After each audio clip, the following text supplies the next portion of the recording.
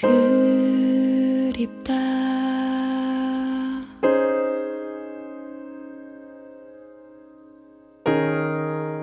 네가 너무 그립다. 보고 싶다.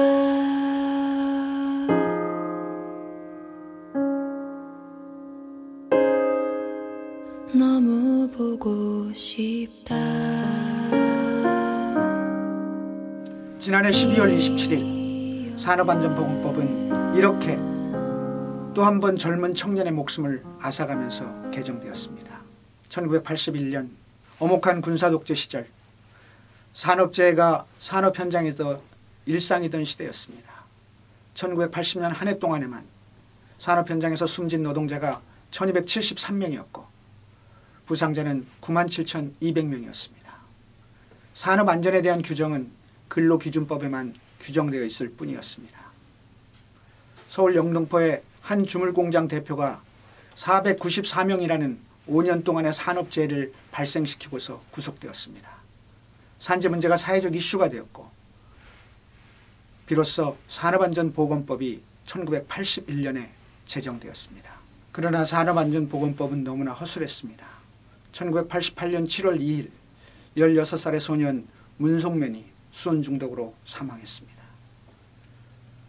공장에 다니면서 야간 학교를 다닐 수 있다는 말에 영등포의 한 온도계 공장에 취업했지만 불과 3개월 만에 눈이 보이지 않고 팔다리가 마비되고 발작을 일으켰습니다. 의사들도 병명을 몰랐습니다. 심지어는 구술하기까지 했습니다. 결국 서울대병원에서 수은 중독이라는 진단을 받았지만 이후 곧 사망하고 말았습니다. 그럼에도 불구하고 기업주와 정부는 산재 승인을 거부했습니다. 노동자들이 들고 일어섰고 겨우 산재를 인정받았지만 소년의 목숨은 이미 세상을 떠난 뒤였습니다. 산업재해와 직업병이라는 말, 비로소 한국 사회에 나타나기 시작했습니다. 소년 문성면이 죽은 지 20일 만에 경기도 남양주시 원진내의원에서 수백 명의 노동자의 이황화탄소 중독 산재가 발생했습니다. 병이 걸리면 기업주는 유해한 환경을 개선하기는커녕 강제로 퇴사시켰습니다. 노동자들은 병마에 시달리면서 언어장애가 오고 팔다리가 마비되는 고통을 안아야 했습니다. 그래서 스스로 목숨을 끊기도 하였습니다. 노동자들은 사망한 노동자의 시신을 놓고 정문 앞에서 투쟁했습니다. 그래서 결국 산업안전보건법은 1990년 다시 한번 보완 개정되었습니다. 그 뒤로도 근골격계질환 산재 신청, 성면 피해, 지하철과 철도 등 지하 노동자들의 산재 문제, 그리고 삼성반도체의 백혈병 인정 문제, 그리고 감정노동 보호 등에 대해서 노동자들의 죽음과 투쟁이 이어졌습니다.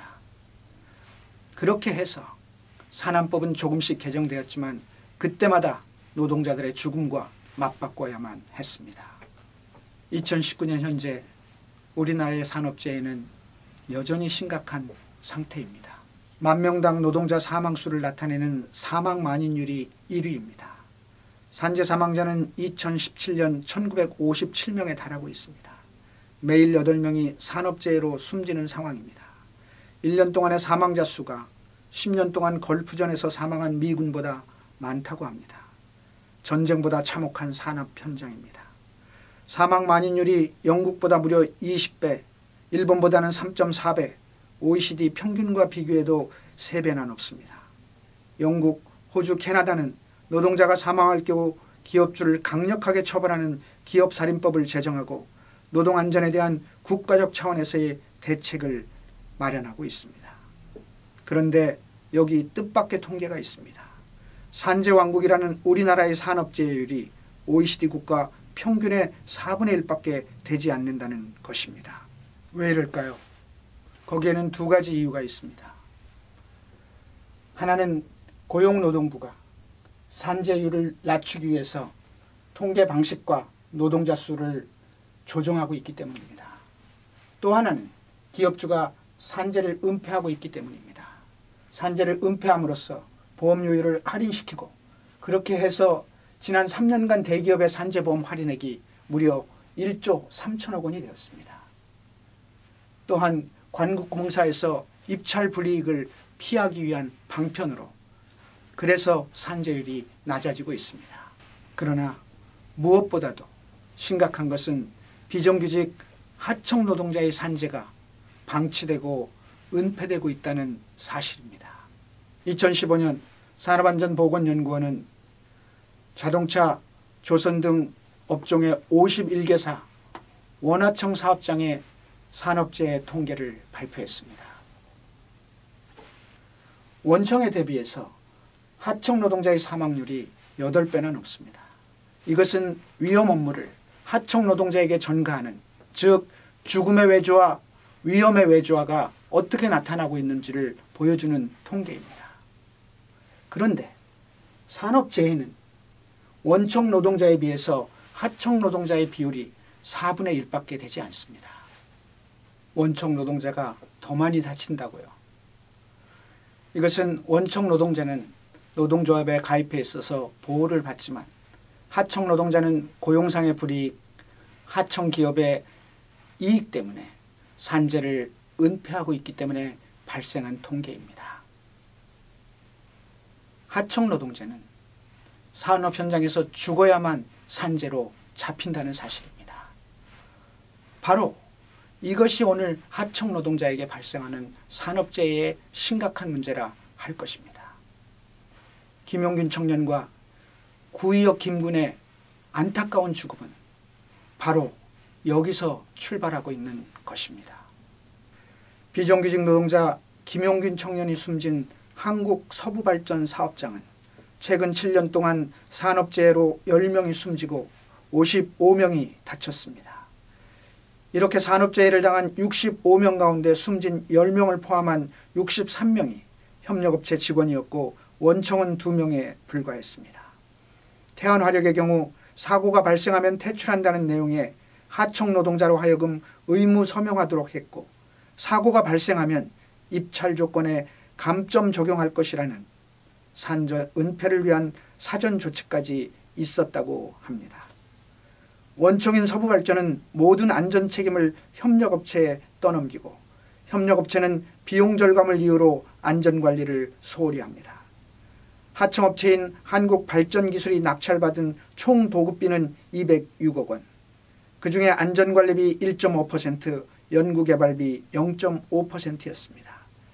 이렇게 낙찰받은 하청업체가 제 돈을 들여 안전설비를 장착하고 2인 1조가 가능한 충분한 현장 인력을 운용할 리가 있었겠습니까?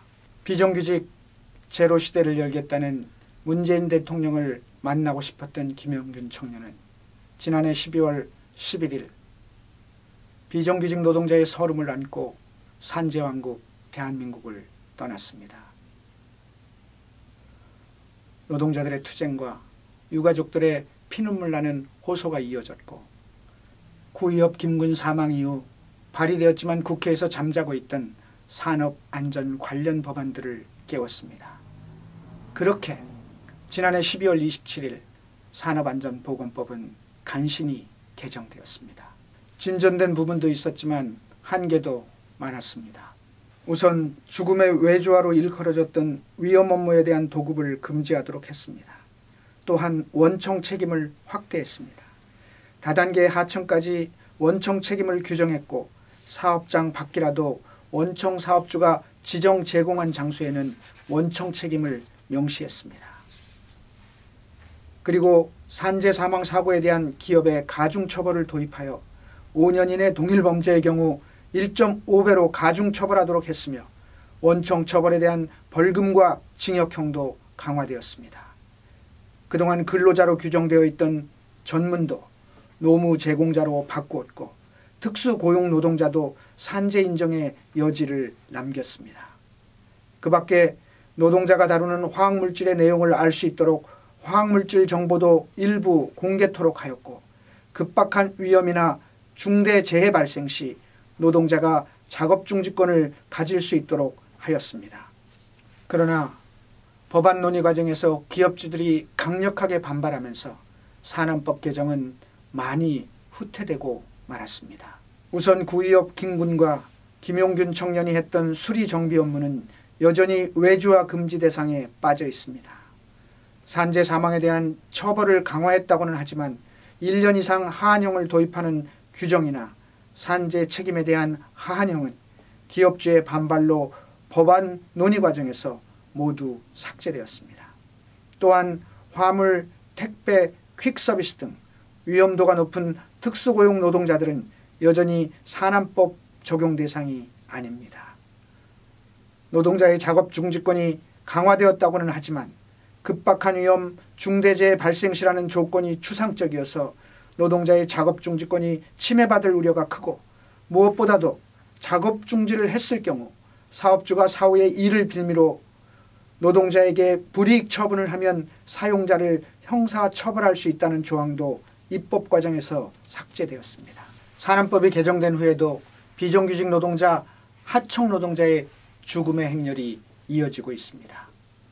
죽음의 외주화, 위험의 외주화로 노동자들을 산재로 몰아넣는 산재왕국 대한민국은 이제 근본적인 대책을 준비해야 합니다. 우선 3월에 입법 예고되는 개정산안법의 시행령과 시행규칙이 보완되어야 합니다. 도급인가 대상과 도급인 지정 제공 장소가 축소되지 않도록 해야 합니다. 추상적으로 규정된 노동자의 작업 중지권이 보다 분명하게 확보되어야 합니다. 기업주가 인간의 생명과 안전을 경시하게 만들었던 것은 법 집행이 엄정하지 못했기 때문입니다. 안전시설과 장비를 갖추는 것보다 벌금을 내는 것이 이익이 되는 솜방망이 처벌은 이제 근절되어야 합니다. 무엇보다 이 모든 일들의 근본 원인인 원청 갑질과 다단계 하청 구조가 전면적으로 개선되어야 합니다. 최저가 입찰로 인해 안전업무 비용을 최소화하게 만드는 하청 구조가 지속되는 한 위험의 외주화는 필연이 될 것입니다. 구의업 김군과 김용균 청년이 맡았던 업무와 같은 생명 안전 업무에 대해서는 외주화를 일절 금지해야 합니다. 가장 근본적인 대책은 비정규직을 정규직화하는 것입니다. 문재인 대통령도 김용균 청년의 사망 이후 지난 12월의 확대 경제장관 회의와 올해의 신년 기자회견에서 위험의 외주화를 해결하기 위한 근본적인 대책으로 비정규직의 정규직화를 제시했습니다.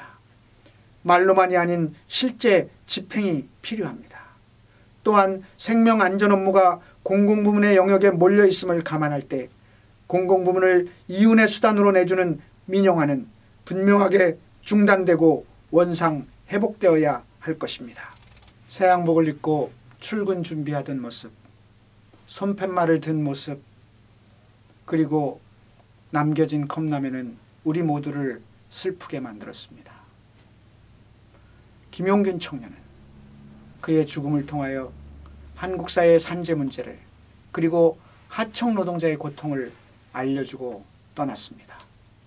김용균 청년의 어머니가 말했습니다.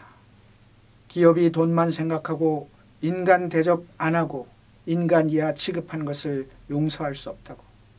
이번이 아니면 다음에 해도 되겠지 이런 생각하지 마시고, 이번이 아니면 절대 안 된다는 생각으로 모두 함께해서 바꾸자고. 그래서 어둡고 열악하고 어려운 사람들 다 구조하자고. 또 다른 김용균을 만들지 말자고. 시민 여러분, 그의 죽음을 헛되지 않기 위해서 우리가 나서야 합니다. 김용균이 남기고 한 싸움을 이어가야 합니다. 죽은 지 한 달이 넘었지만 장례조차 치르지 못하고 있습니다. 진상규명과 책임자 처벌도, 위험 업무의 정규직화도 이루어지지 않고 있습니다. 22살에 숨진 백혈병 노동자 황유미는 그 싸움이 11년이나 걸렸습니다. 또 얼마만큼의 시간이 필요할지 모르지만 산재 없는 대한민국을 만들기 위한 이 싸움, 광화문의 촛불이 매주 토요일에 켜지고 있는 지금, 시민 여러분의 관심과 참여가 지금 필요합니다.